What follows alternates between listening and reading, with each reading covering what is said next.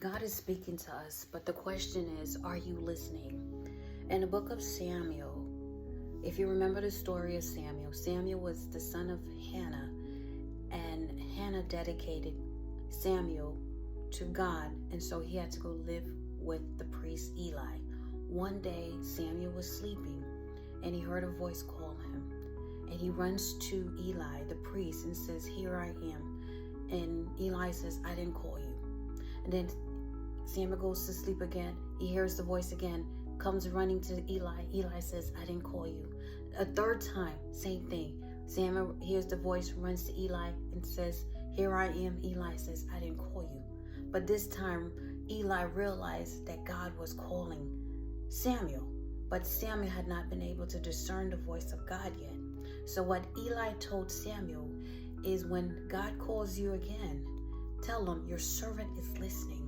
There is power in listening. When I'm having a conversation with someone and I realize they're not listening, I shut up. I don't say anything else, because now I have to compete with you to feel heard. So I've learned to not converse with those people. When you're not listening to God, that voice becomes much more silent. God answers our prayers through opportunities. I've shared that with you already. So God may be telling you, you have to call someone. You have to go here. You have to do this, but you have so much distraction. You have social media. You have people's drama. You have drugs and alcohol. And so you're not listening to the voice of God, and you're wondering why your prayers are not being answered.